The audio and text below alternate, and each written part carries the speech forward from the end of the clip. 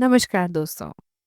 मैं शिखा कहानियाँ सुनाती हूँ और आज की हमारी कहानी है कल्याणी, जिसे लिखा है सुभद्रा कुमारी चौहान जी ने।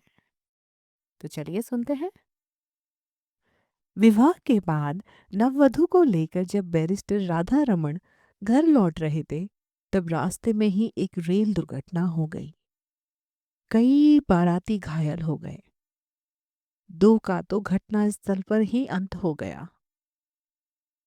मरने वाला एक लॉ का विद्यार्थी था और दूसरे थे स्वयं बैरिस्टर राधा रमन। मृत्यु के कुछ क्षण पहले एकाएक राधा रमन ने आंखें खोलकर चारों तरफ देखा। पास ही बैठे हुए अपने मित्र जयकृष्ण से कहा, कल्याणी को तुम्हें सौंपता हूं। यह चाहे तो इसका विवाह भी कर देना। इसे कोई कष्ट न होने पाए। अधिक वह कुछ न बोल सके और उनका प्राणांत हो गया। घायल बारातियों के साथ नववधु कल्याणी को लेकर जयकृष्ण घर आए। 2 दिन पहले कल्याणी के सौभाग्य पर बहुतों को ईर्ष्या हुई थी। आज घर घर में उसके दुर्भाग्य की चर्चा थी। उसका मुंह देखना तो दूर, सौभाग्यवती स्त्रियां उसकी छाया से भी डरती थीं। वे सोचती, यह स्त्री कितनी अभागी है कि इसके परिवार में तो कोई था ही नहीं। विवाह का कंगन भी न छूट पाया था और वैधव्य मुंह बाएं निगल जाने को खड़ा हो गया। वरना क्या उसी दिन उसी ट्रेन में रेल दुर्घटना होनी थी। कुछ भी हो, घर घर बड़ी बूढ़ी स्त्रियों में यही चर्चा थी कि यह अपने सत्यानाशी पैरों से जिस घर जाएगी, उसी घर में कोई दिया जलाने वाला न रह जाएगा। धीरे धीरे यह बात जयकृष्ण की पत्नी मालती ने भी सुनी। पति और संतान के लिए हिंदू नारी क्या नहीं कर लेती। उसके कल्याण के लिए अपना तन मन सभी कुछ निछावर कर सकती है प्रसन्नता से। और जिस बात में उनके किंचित मात्र भी अहित की शंका होती है, वह काम हिंदू नारी कभी कर ही नहीं सकती। मालती का जी अंदर ही अंदर घबरा उठा। वह क्या करे? उसे तो अभागिन कल्याणी पर भी दया आती थी।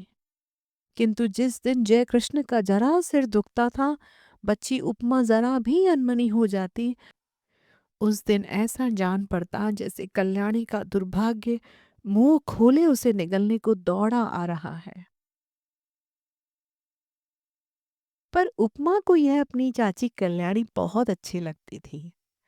कल्याणी के आने के बाद उपमा सदा उसी के पास रहती, खेलती, उसी के हाथ से नहाती और दूध पीती। रात में उसे सो जाने के बाद ही मालती उसे ले जा सकती थी। वह बालिका जागते हुए अपनी चाची को छोड़ना ही न चाहती थी। मालती को यह बात पसंद नहीं थी। वह नहीं चाहती थी कि उपमा उससे इतनी हिल मिल जाए। तभी जबान में उसने कई बार पति से कहा, कल्याणी को कहीं भेज दो। किसी की जवान विधवा आज 6-6 महीने से अपने घर में है, लोग क्या कहते होंगे। और जयकृष्ण सदा हंसी में टाल देते, तुम क्यों घबराती हो? कहने वाले मुझे ही तो कहेंगे। विधवा जवान हो या बूढ़ी, तुम्हें तो कोई कुछ भी नहीं कहेगा। किंतु जिस बात से मालती सबसे अधिक डरती थी, वह बात जयकृष्ण से कभी न कह सकी। वह कैसे कहे कि वह भी इन बूढ़ियों की बात पर विश्वास करती है। उसे रात दिन अपने पति और बच्ची के अमंगल की आशंका बनी रहती है। धीरे धीरे 7 महीने बीत गए और जय कृष्ण कुछ भी निश्चय न कर सके कि वे कल्याणी के लिए क्या करें। एक दिन नगर के किसी प्रतिष्ठित व्यक्ति के मर जाने से ऑफिस बंद हो गया और वे समय से बहुत पहले घर आ गए। नीचे कोई न था, ऊपर उपमा की आवाज आ रही थी। सोचा वे लोग ऊपर होंगे। ऊपर गए। सीढ़ियों पर चढ़ते ही देखा कल्याणी नहाकर बाल सुखा रही है। खूब लंबे घने काले केशों के बीच गोरा गोरा मुंह बिल्कुल चांद सा लग रहा था। बड़ी बड़ी आंखों में एक विशेष प्रकार का आकर्षण था। ऐसा सौंदर्य तो जयकृष्ण ने कभी देखा ही न था। अंग प्रत्यंग से यौवन जैसे फूटा सा पड़ता था। क्षण भर निहारने का लोभ जयकृष्ण संवरण न कर सके। और तभी कल्याणी की नजर जयकृष्ण पर पड़ी। उसने सिर ढक लिया। लज्जा की लाली उसके चेहरे पर दौड़ गई। उसका सौंदर्य दुना हो गया। इधर जयकृष्ण का अधीर मन बेकाबू हो चला। वे अब सीढ़ियों से ऊपर जाकर कुर्सी पर बैठ गए। कल्याणी से बोले, मुझे तुमसे कुछ बात करनी है कल्याणी। कल्याणी मरी जा रही थी। वह नहीं चाहती थी कि जयकृष्ण उससे ऐसे समय में कोई भी बात करे जब मालती घर में नहीं है। बात चाहे कुछ भी न हो, पर मालती को संदेह जरूर होगा। यह कल्याणी जानती थी। वह इसलिए चुप थी। पर जयकृष्ण फिर बोले। उनकी आवाज भारी और स्वर कांप रहा था। कल्याणी, मृत्यु के समय राधा रमन तुम्हें मेरे हाथों सौंप गए हैं। मेरा कर्तव्य तुम्हें सुखी बनाना है। किंतु सुख का मार्ग तुम्हें ही निश्चित करना होगा। कल्याणी ने आंखें उठाकर जयकृष्ण की तरफ देखा, किंतु देख ना सकी। उनकी आंखों में उसने कुछ देखा, उसे अच्छी तरह न जान सकी कि क्या था। किंतु उस दृष्टि में कुछ था जिससे कल्याणी सिहर उठी। एक प्रकार की बिजली सी उसके सारे शरीर में दौड़ गई। यह उसका पहला अनुभव था। कल्याणी ने कहा, आप जो ठीक समझे करें, मैं कुछ नहीं जानती। अच्छा होता कि आप बहन जी के आने पर मुझसे बातें करते। वे सुशीला बहन जी के घर गई हैं।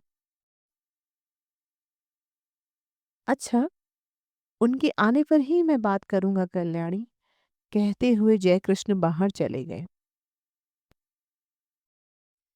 मालती को यह बात मालूम होगी या स्वयं कल्याणी कह देगी। किंतु अगर आते ही उपमा ने कह दिया कि बाबू चाची के पास ऊपर बैठे थे तो तुरंत तूफान खड़ा हो जाएगा। इसलिए कल्याणी उसे कहानी कहकर बहलाने लगी। कल्याणी को लेकर कभी घर में तूफान खड़ा हो जाता, तब उसका जी चाहता था कि धरती फटे और वह समा जाए। वह नहीं चाहती थी कि वह उनके सुख में जीवन में विषाद का कारण बने। इसलिए सबसे छिपी छिपी रहती थी। वह यही चाहती थी कि किसी को उसके अस्तित्व का पता न लगे। अभागिन नारी, जिसे परमात्मा ने सौंदर्य देते समय इतनी उदारता दिखलाई थी, उसके भाग्य में सुख का एक क्षण भी न लिखा था। सुशीला की यहाँ मालती को बहुत सी बातें सुनने को मिली। सुशीला की सास ने यहाँ तक कहा, दुल्हन, तुम्हें तो अभी अच्छा लगता होगा, सहेली मिल गई है, पर वह कुलच्छनी है, तुम्हारा घर भी चौपट कर देगी। उस छूत को निकाल बाहर करो। मालती निश्चय करके लौटी थी कि आज वह जय कृष्ण से जरूर कहेगी कि अब वह कल्याणी को अपने घर में न रख सकेगी। बहुत दिन रख चुकी। लौटते ही उसने देखा कि जयकृष्ण कमरे में लेटे अखबार पढ़ रहे हैं। उसने अंदर आकर घंटी की बटन दबा दी। उपमा सो गई थी। कल्याणी नीचे आई। मालती ने उसे चाय तैयार करने को कहा। सोचा चाय पीने के बाद कहूंगी, किंतु रहा न गया। दफ्तर पहुंची। जयकृष्ण ने अखबार रख दिया। पत्नी का वे बहुत आदर करते थे। मालती पास जाकर बैठ गई। बोली, मैं अभी सुशीला के घर गई थी। सब लोग इस बात से बहुत असंतुष्ट हैं कि हम लोग कल्याणी को अपने घर में रखे हुए हैं। वे लोग कहते हैं कि उसे कहीं और भेज देना चाहिए। जय कृष्ण की भ्रुकुटी टेढ़ी हो गई। उन्होंने कहा, तो जाकर उसे हाथ पकड़ के निकाल दो। उनके स्वर में रूखापन था। उन्होंने करवट बदल ली।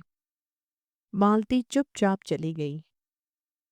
उसने सोचा, जान पड़ता है कि यह जीवन भर के लिए यहाँ आई है। कल्याणी चाय तैयार करके चाय की मेज पर सजाकर ऊपर चली गई।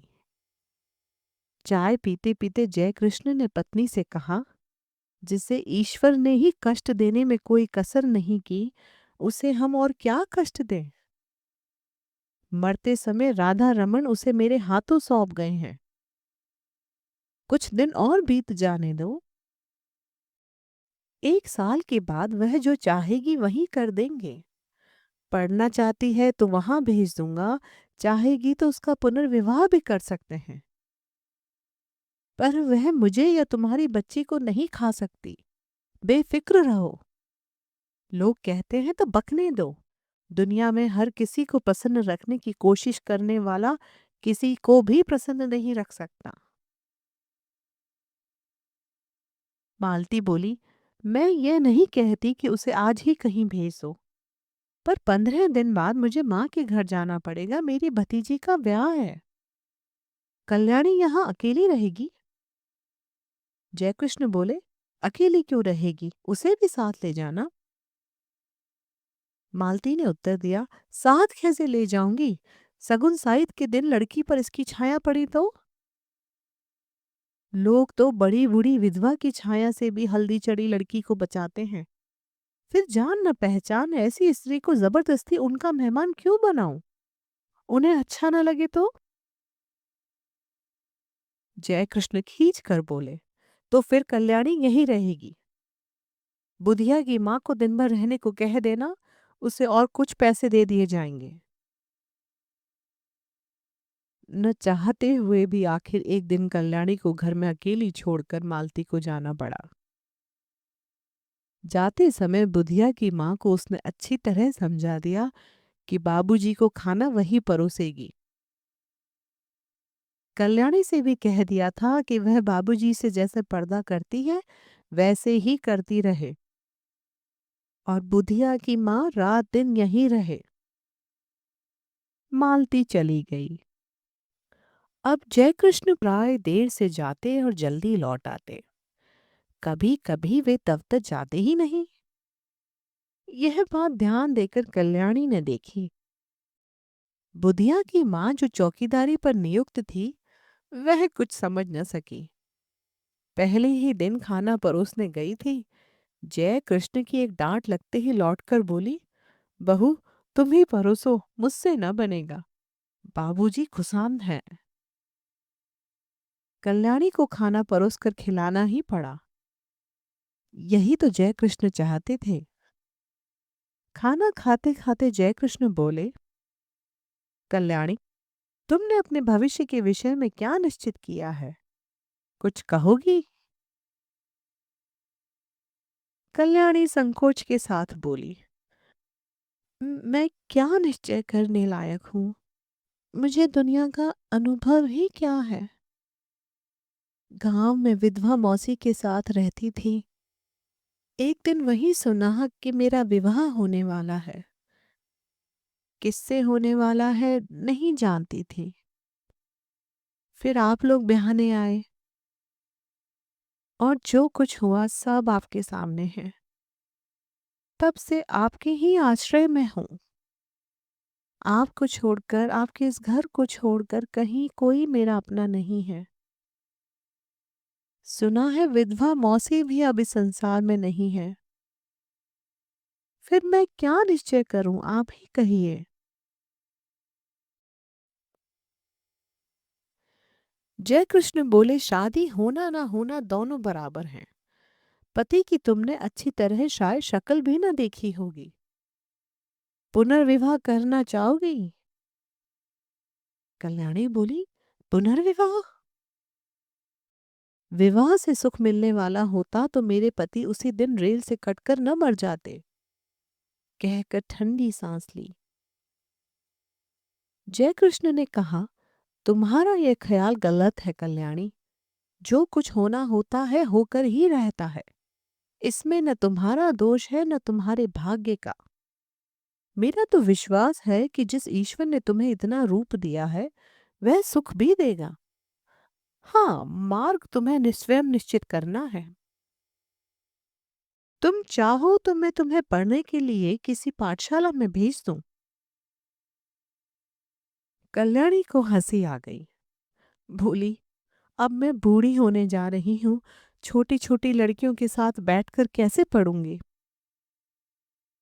और पढ़ना आएगा भी मुझे? मैं तो निरीह मूर्ख हूँ। यह हंसी न थी, बिजली कौंध गई थी। जय कृष्ण ने कल्याणी को आज तक कभी हंसते न देखा था।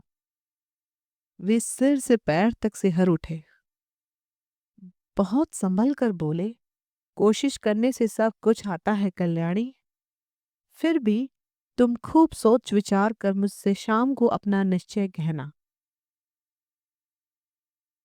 शाम को भोजन के बाद रात को बहुत देर तक कल्याणी और जयकृष्ण बातें करते रहे। पहरे पर नियुक्त बुढ़िया पड़ी हुई खर्राटे भर रही थी।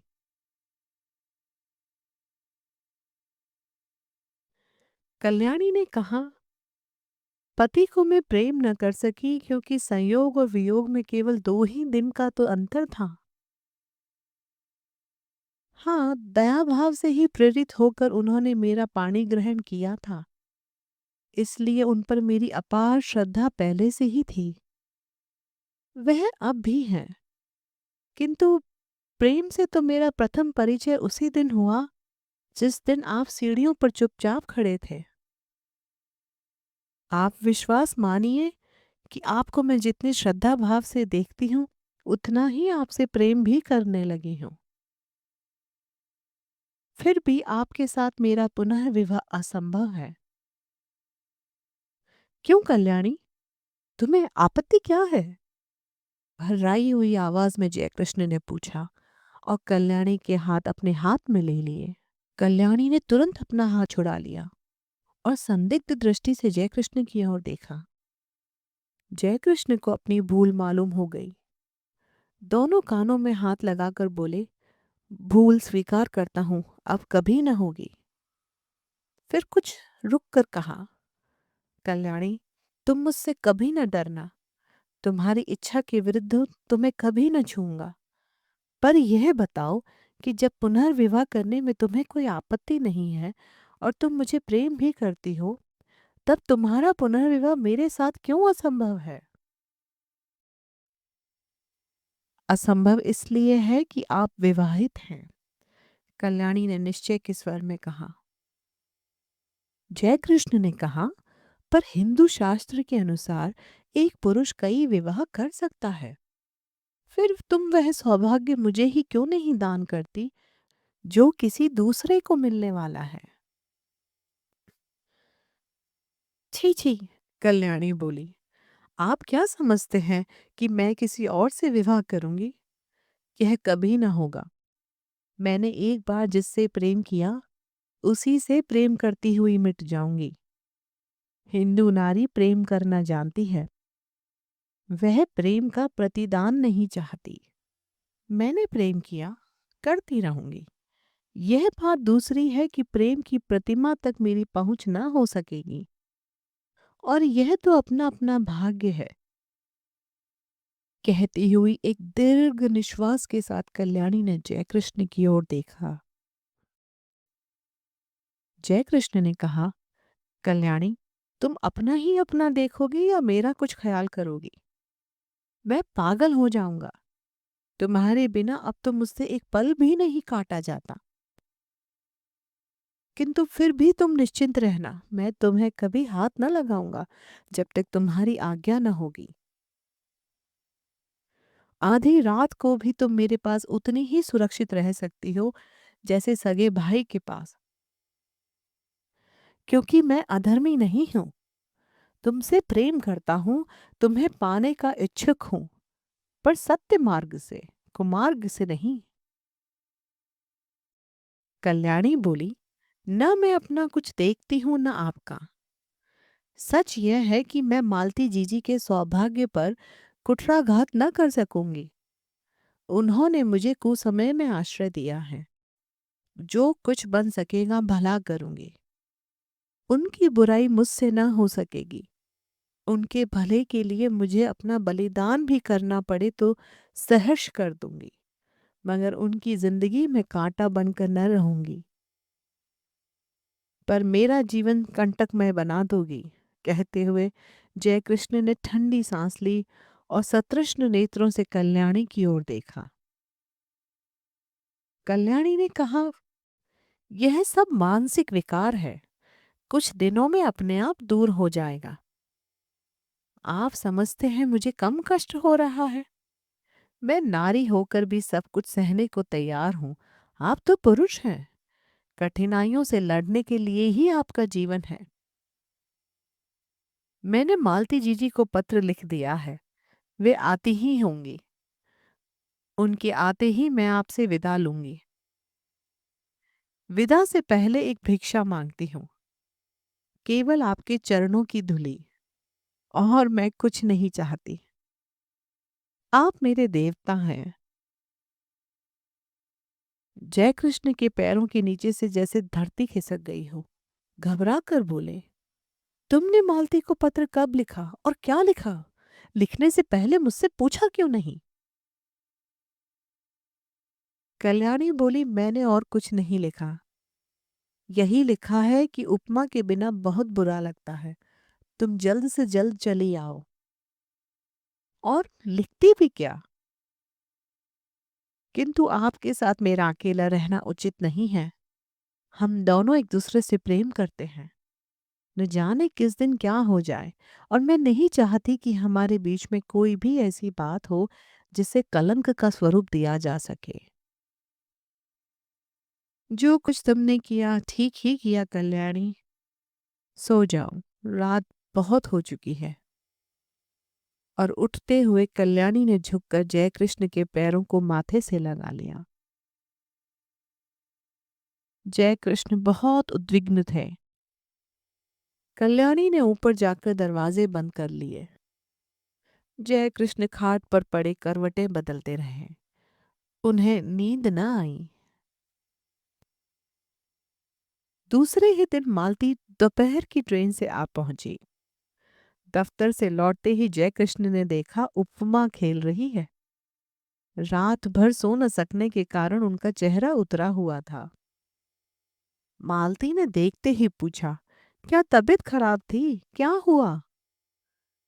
जय कृष्ण ने कहा, कुछ नहीं, सिर में बहुत दर्द है। अज्ञात आशंका से मालती सिहर उठी। कल्याणी तो अभी है ना इस घर में? उसने पूछा। तुम तो अपनी बात के आगे किसी की भी नहीं सुनते। कितनी बार कहा उसे कहीं भेज दो, पर जब तुम मानो तब ना। इस तरह तुम्हारे सिर में दर्द वर्द होता है तो मैं घबरा जाती हूँ। सभी लोग कहते हैं वह अभागिन है। जय कृष्ण को दूसरा ही भय था। वे यही सोच रहे थे कि कौन जाने कल्याणी है भी कि नहीं। उसने कहा था कि वे मालती के आते ही विदा ले लेगी। विदा का अवसर कहीं आ तो नहीं गया? जय कृष्ण का हृदय धड़क रहा था। उन्होंने कहा, मैंने कल्याणी को एक पुत्रीशाला में पढ़ने के लिए भेजने का निश्चय किया है। यह बात उसे भी मंजूर होगी। जरा उसे बुलाओ तो। मालती को इस बात से बड़ी शांति मिली। कल्याणी यहाँ से चली भर जाए, कहीं भी जाए, इसकी उसे चिंता न थी। उसने घंटी बजाई, पर कोई ऊपर से ना आया। तब उपमा को बुलाकर कहा, जा ऊपर से अपनी चाची को बुला ला। उपमा ने कहा, चाची ऊपर नहीं है। घबरा कर मालती ने ऊपर नीचे सभी कमरे खोज डाले। कल्याणी का पता नहीं लगा। जय कृष्ण पागल की तरह दौड़कर ऊपर गए। कल्याणी के बिस्तर पर उसके गहनों की पेटी रखी थी।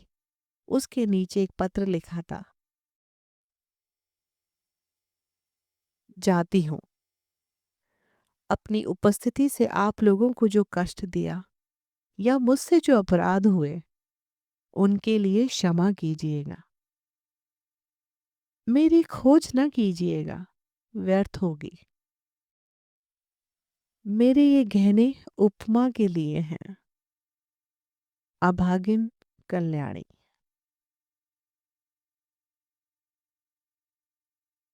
तो ये थी हमारी आज की कहानी।